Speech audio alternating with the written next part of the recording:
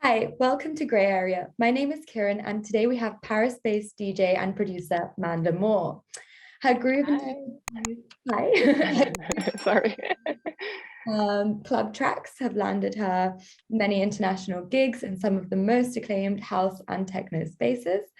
And her talents extend equally to production, as proven by her latest release on Kaluki's 16th birthday EP, which we will be talking about later on. So welcome. Thank you so much for having me. So nice to meet you. It's a real pleasure. So let's start from the beginning. As I understand it, you're Danish Filipino. So I'm a fellow Eurasian here. So I'm very really yeah. So I'm Punjabi Italian. Weird one. Wow. Amazing. So we're both weirdos. Strange mixes, yeah, and I love a strange mix. I love it. And yeah, I mean, I'm really interested by that, like what's your story? And especially I'd say, it's such a rich cultural tapestry. How do you think that your origins kind of impacted your relationship with music whilst you were growing up, if they did at all? Yes. So yeah, I'm Danish in my father's side, and my mom is Filipino. But I definitely got the music bug from my mother because she was a singer, and singing and music in general played a huge part is a huge part of the Filipino culture. So yeah, I definitely grew up listening to music all the time. She would play music, whatever she was doing. So yeah, it was always music in the house. And yeah, I'd also like to add to that warmer countries maybe bring like more groove to their music, and colder countries more technicity.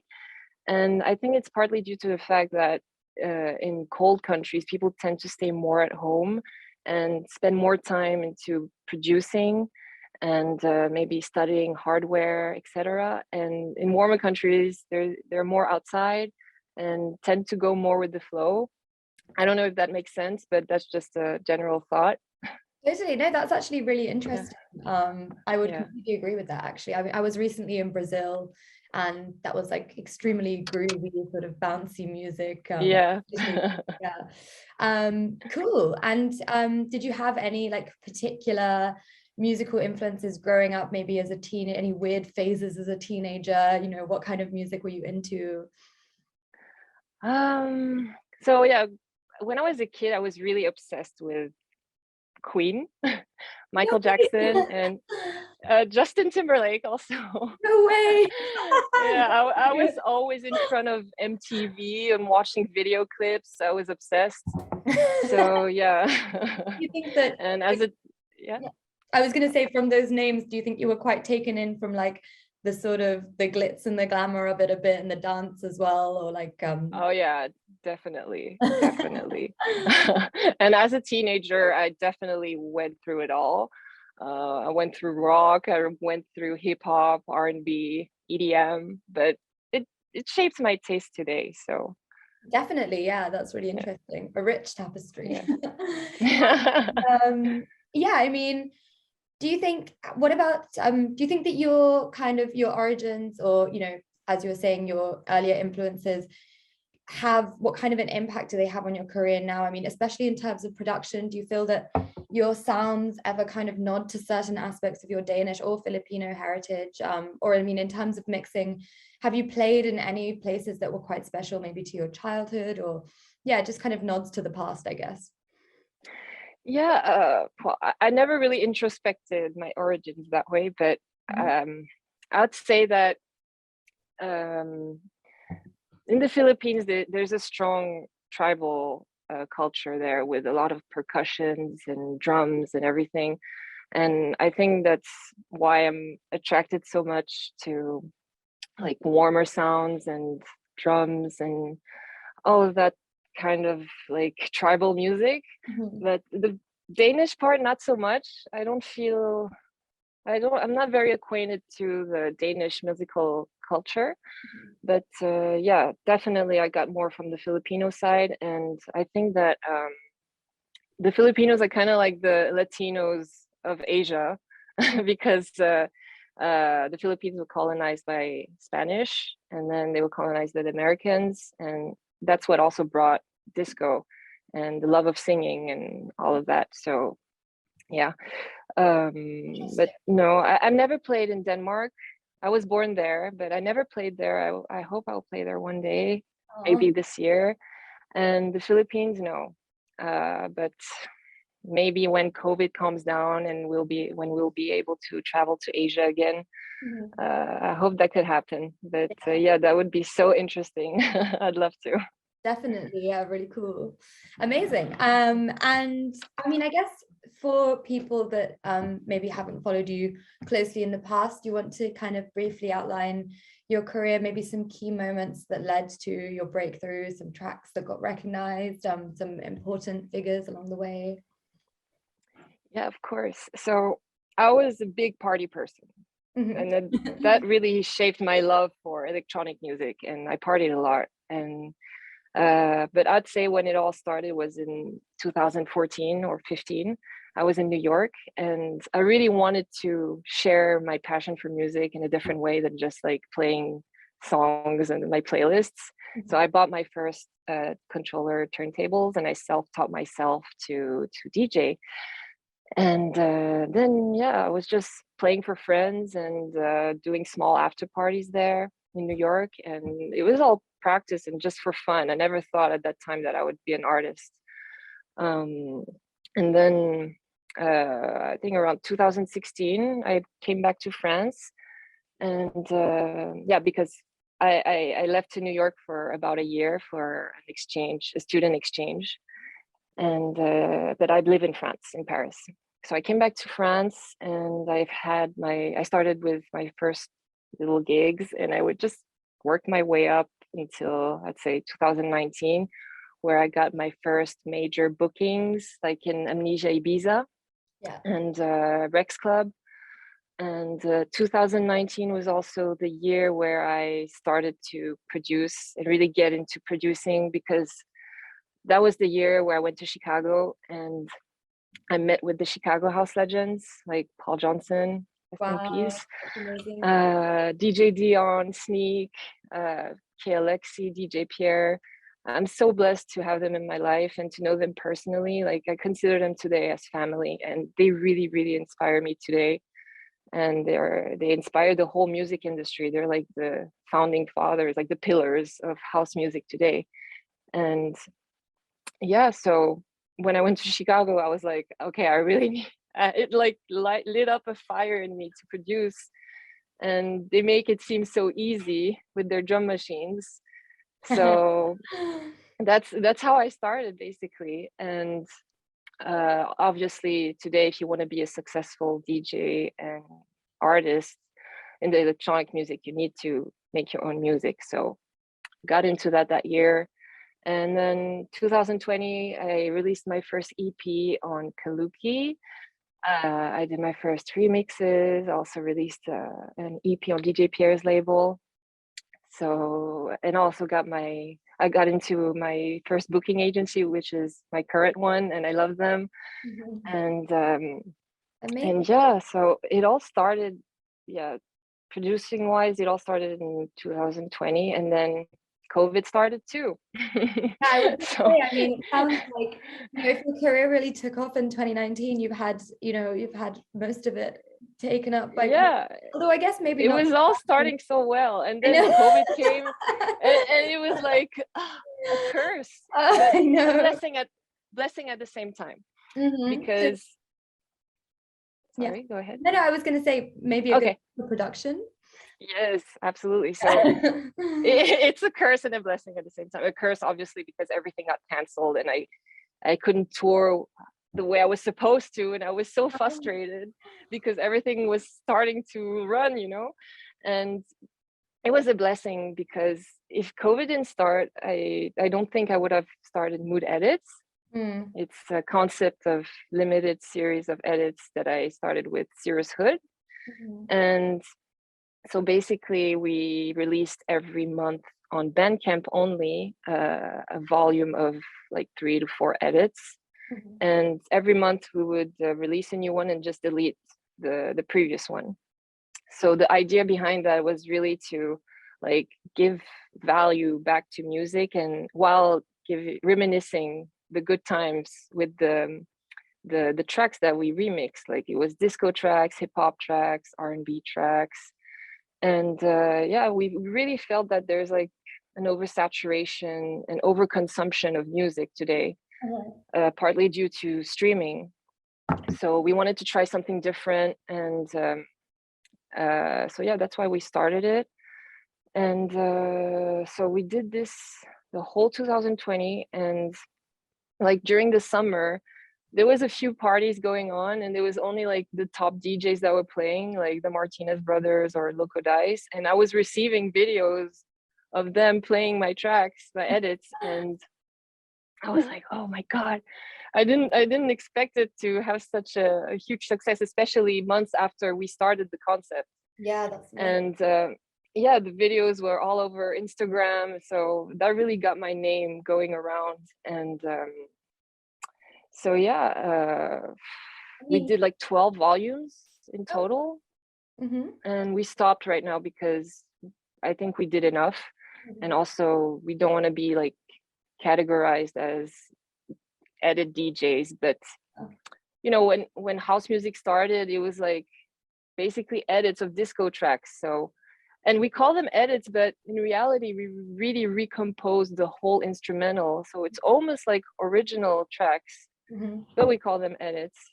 And yeah, and then I was receiving emails from Pete Tong, who was playing like Slow Touch. He said he was going to play it on BBC Radio 1, and yeah, it all escalated from there. So I do think that that's what really got my name more known.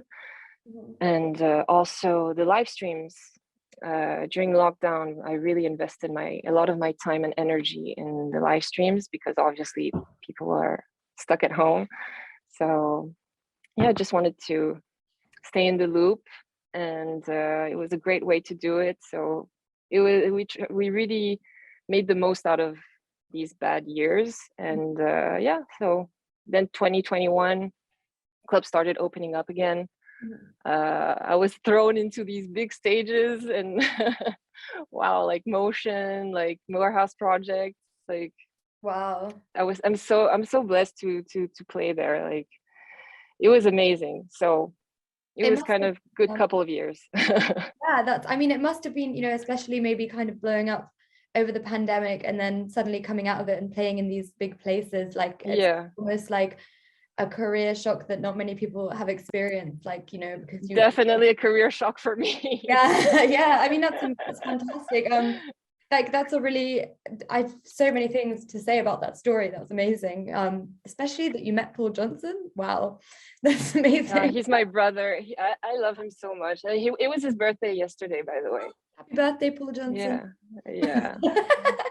Oh, I'm not gonna cry again. Every time I speak of him, I tend to cry, but I love him. Sweet. Well, it's amazing. I think, you know, it's really great to have, I mean, a blessing to have these kind of iconic people in your life, but especially as an artist. So that's really amazing.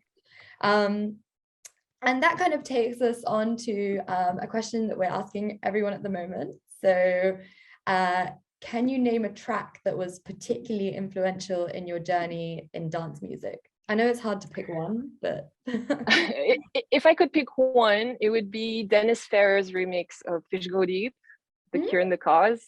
Okay. That really made me fall in love with house music.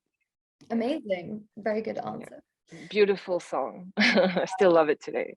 Yeah. So many feelings.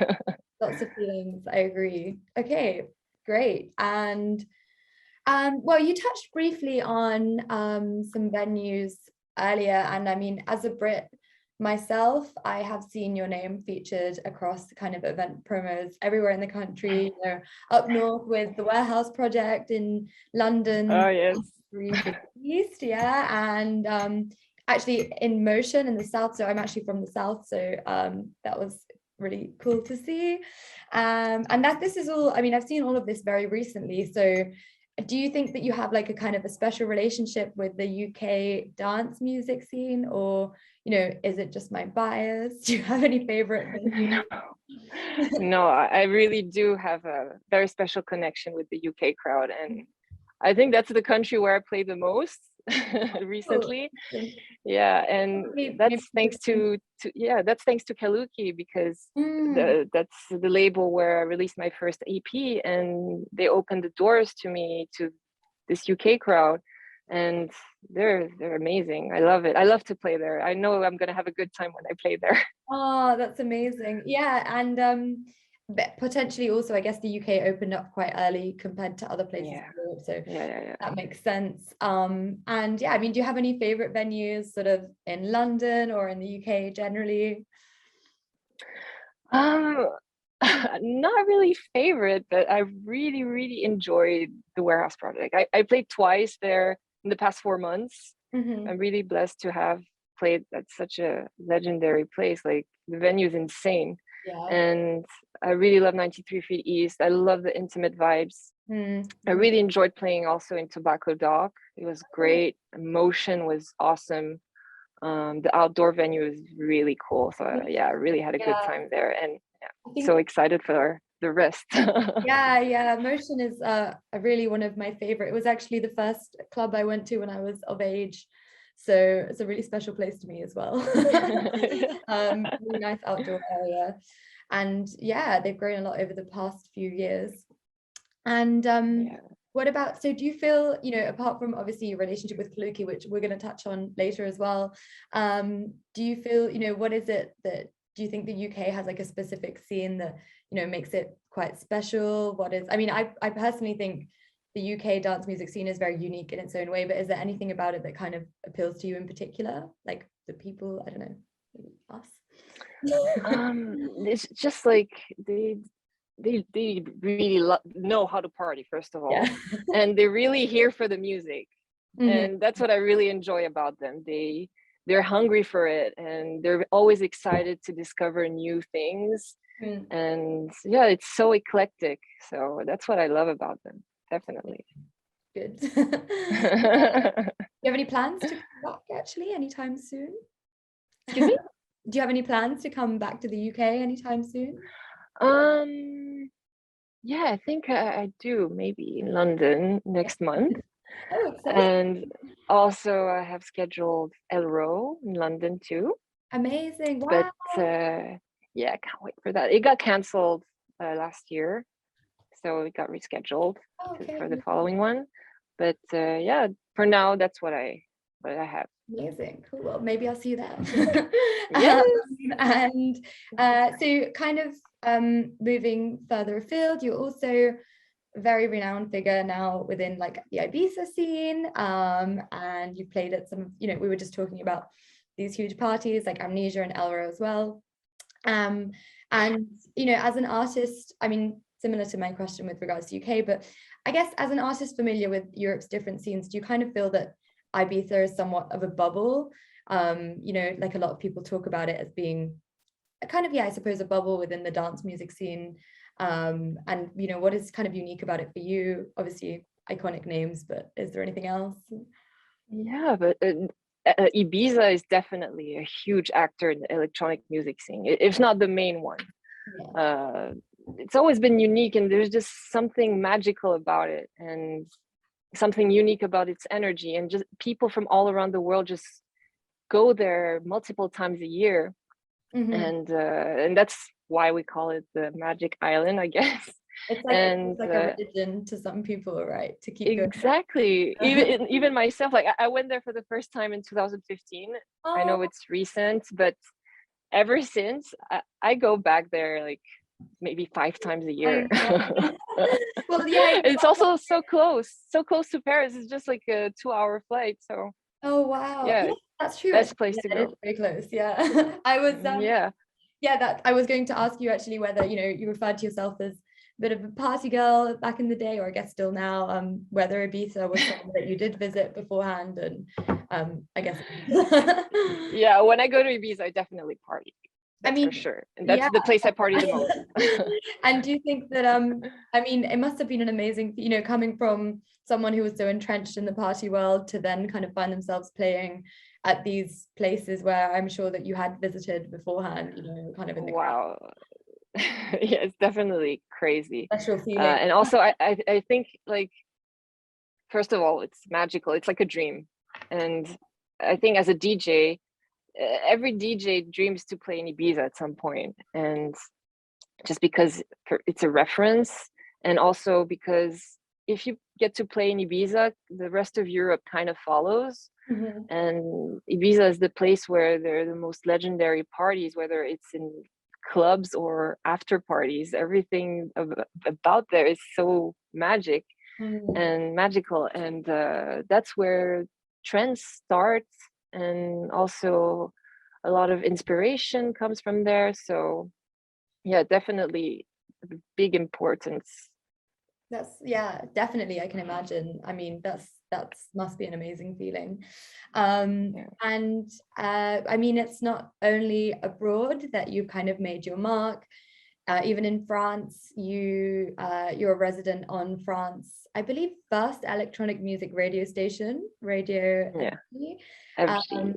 So clearly, I mean, it's the first one. This represents a huge growth in like the electronic music community in France. How do you feel, you know, kind of reflecting on the radio station as well, but more generally in France, how do you feel about the scene back home, and how do you feel like it's evolved over the years that you've been a part of it as well? Yeah, I think it was definitely better before. Obviously, like there was the French Touch era that was legendary, and FG was a big actor in bringing big artists of the French Touch like Daft Punk. And by the way, I started my first residency with them in 2018, and I still do podcasts for them today regularly. And yeah, the French played a huge part also in the house music industry. Also because like Daft Punk was completely inspired by Chicago house, and they kind of brought it to Europe like the UK did. And yeah, I was speaking with FG about a lot about how I met the Chicago house legends, and that kind of revived within them the need to reconnect with the origins. So they really encouraged me to play more of that type of music, even though it's not really mainstream for a big radio this size. But yeah, it really revived something and reconnect. It's just all about the reconnection with the origins, which was the initial like foundation of FG in the beginning. And when was that? That was like 2018 when I started with them. Okay, so it was kind of, you know, towards the beginnings of your career taking off as well. Yeah. Amazing. And that's been going quite a while now. Yeah, and obviously there's still the legendary club, Rex Club. Yeah. And I mean, but no, I don't think that I don't play much in Paris anymore or in France. I play more in the UK, so I don't have much to say about it today. Yeah, no, I mean, I was asking out of curiosity as well. I'm not very familiar with the scene in France, but interesting. So yeah, I mean, let's turn. So we spoke, you mentioned Kaluki a few times. I can tell that it's been really important for your career. So I'm going to turn to your latest release on the Kaluki's 16th birthday EP. And so your track is called Catfish, and it kind of, to me, seems to embody your signature kind of, it's quite serious, sexy, mature sound. And what is your relationship with Kaluki as a label, and how did the track itself come about? Oh, Kaluki plays obviously a really special role in my career, and they have a huge part in my heart. I love them so much. They accompanied me in my first steps as a producer and also as a DJ. So yeah, so much love for them. And they opened the doors to the UK crowd. So grateful and blessed about that. And Catfish, yeah, I was keeping that track for a very special occasion, and it was natural for me for the release of the 16th birthday. Amazing. And actually, how did you first come? I mean, were you part of the founding sort of Kaluki team? Like, how did you come across Kaluki in the first place? Nick Yates, we were good friends. Oh, That's how that's I met him in Ibiza. Oh, see, these are the kind of things I love, these very personable stories. You always get great art coming from friendship, so that's lovely. Exactly. And yeah, so I guess that's kind of that's your latest release to date, is that correct? Exactly. Yes. And do you feel like, in 2022, are you gonna sort of focus on more production? Are you gonna do, what are your aims and ambitions? Oh yeah, 2022 I think is going to be very important for me because I'm working very hard with Sirius on making a new label, and I hope to announce it this year, and that everything's going to be ready and running. Also, yeah, I've been focusing a lot on production. Definitely, I have a lot of originals and collabs pending, and yeah, I'm just so excited to see what 2022 is going to give. Also, in regards with shows. Very excited for BPM Brazil, for example.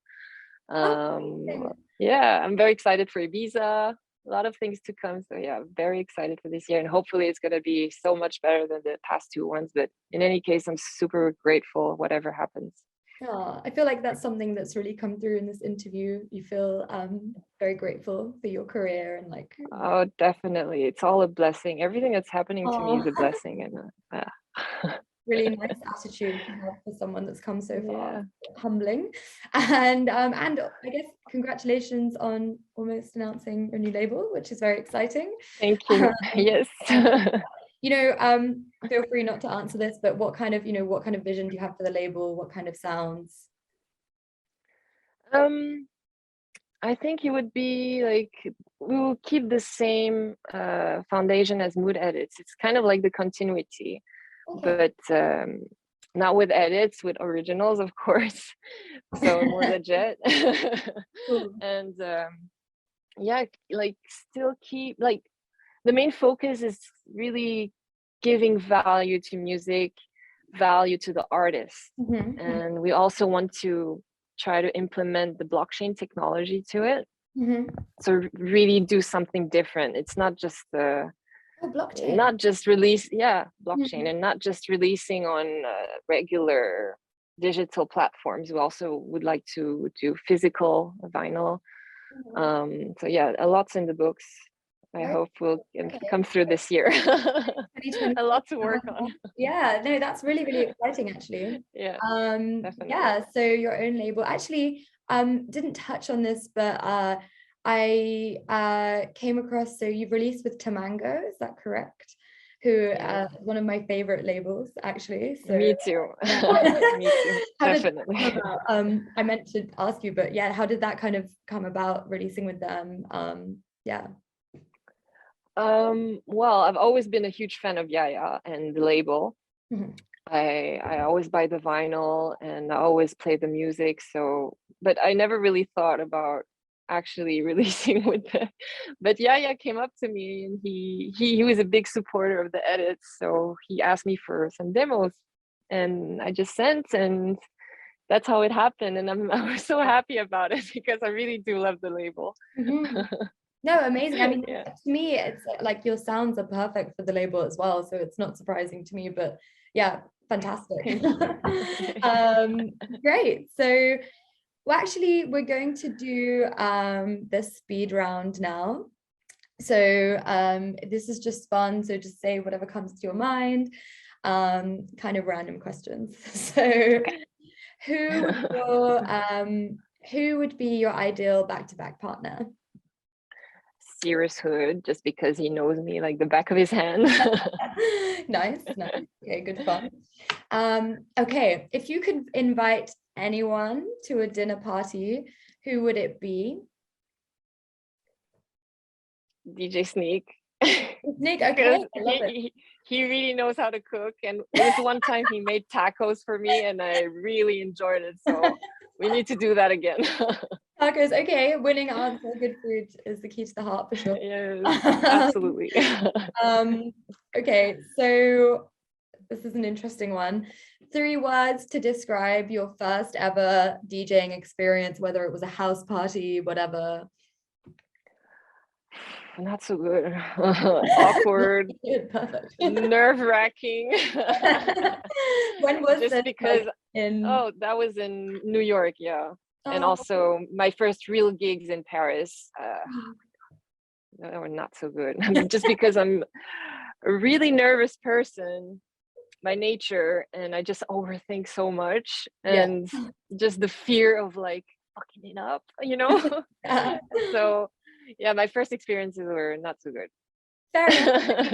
It's probably quite inspirational to people to know that they can get past that. It's good. Oh yeah, it gets better. It's better. How do you handle your nerves now, or do you not feel that nervous anymore? Oh, I do. You do? I really do. And I think I do have a problem with it. Okay. But it's always been like that. Like even when I was in school and I had to present in front of the classroom, I would decompose and like be so anxious, and that's something I'm really working on. Okay. It's better, but I'm very nervous. I mean, all the it's time. amazing, really surprising and amazing career path for someone who struggles with being nervous. So that's pretty impressive. Yeah, I deal with a lot of anxiety in that regard. Yeah. But it gets better the more you do it, obviously. And also the worst part is just before going on stage. But when you start the first 2 tracks, then it goes away, I guess. Okay, good. I'll keep it in mind for my debut. What is okay, and what is the wildest party you've played at? I'd say Elro. The last one I did in Barcelona for the opening was wild. It was so much fun, and the production is just insane. So yeah, definitely Elro. Amazing, really cool. And okay, we're gonna do some quick would you rathers. Would you rather start a new project or tie up loose ends? I love starting new projects, but I also at the same time cannot start a new one if I don't finish the one before. Wow. So, that's probably the only time I've had a producer say that to me in an interview. Is pretty impressive. I feel like people always start new things and they never want to finish what they've started. So yeah, it's just like I can't, it's like mental, but I can't start a new project if I don't finish the one before, because then it stays in my mind and it's like something blocking me. Do you think that you're a very organized person? Maybe that's what it is. Not so organized, but I'd say perfectionist, definitely. That seems like really a classic thing to say, but I am definitely a perfectionist. That's a bit, I mean, I feel like perfectionism is often kind of the curse of producers as well. Like, do you feel like it's really hard to get your music out? Yeah. Absolutely, like overthinking so much, and I'm really trying to work on that too, and just go with the flow. Because when I overthink, there's like sometimes where I would just stay stuck on a track and just like change it so much, and then I would lose the spark that I had in the beginning, and then I would just dislike it after that. So I think it's also very important to just do many projects as well, and just keep your mind like start new things, and like it's part of like being organized in your mind too, and like the fact of getting back on a project that you started, you will have a different view on it. So, and like between projects, listening to a lot of different genres, different music, and I'm really trying to work on that. Not easy, but no, I know it's really cool. It's a really difficult trait for producers for sure. So understandable. Next one is, would you rather London or Ibiza? Ibiza, just because the weather is so important. I mean, London in the summer is quite nice, but all the other 9 months is not so nice. So Okay. Would you rather a date at a museum or an amusement park? Amusement park, definitely. I'm not really into museums. Are you like a bit of an adrenaline junkie? Yeah, Oh, definitely. love that. And tea with milk, of course, British, or coffee? Oh, coffee, definitely. The only time I drink tea with milk is when I have like boba tea, Oh, the Asian. yeah. I love that though. I mean, I'm not offended because I'm Italian and we also don't drink tea with Yeah. but I am partial after you've lived in the UK for a while. Next time you come But to I'm London. actually not tolerant to milk, Oh, so okay, I maybe don't not drink then. all of it. Any kind of, oat milk, any kind of milk is good. Yes, of course, yeah. Yeah. Oat milk the best. So good. All right. I mean, it's been a huge pleasure. I'm like 100% certain that good things are going to come to you this year. Oh, thank And, you. yeah, I mean, I'll be sure to check out some of your next gigs, maybe if you're in London. And it's been a real Hope to pleasure. see you there. Yes. Yes, So pleasure's mine. thank you so much.